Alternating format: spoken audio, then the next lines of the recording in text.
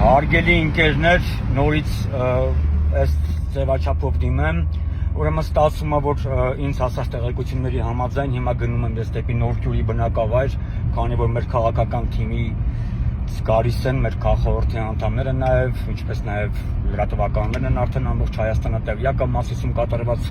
դեպքի վերաբերյալ։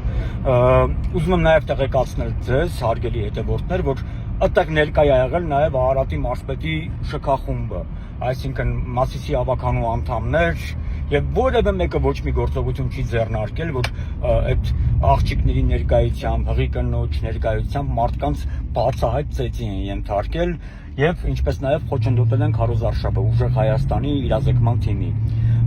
Այս հարցը իմ կարծիքով պետք է նաև ուշադրություն դարձնեն բոլոր այն դիտորդական խմբերը, Դանիել Իոնիսյանից սկսած, որը ամբողջ օրը իրան ճղում է, դե թող տեսնենք հենց ինչ գնահատական է տալիս։ Հույս ունեմ գնահատական կտա։ Ինֆորմացիաս 100%-անոց է, մարզպետի շքախումբը եղել է այդտեղ, այդ թվում նաև Մասիսի ավականիները։ Արման Թաթևոսյան, ում եղբորկին ազգային ժողովի պատգամավոր է ԿՊ-ական Էսթեր Այվազյանը, որը նաև ինքը ավականու անդամ է, այնտեղ մի հատ կարոկ է դա։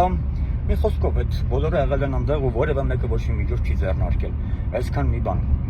Հաջորդի վելի կշփվեմ ձեր հետ այս ձևաչափով։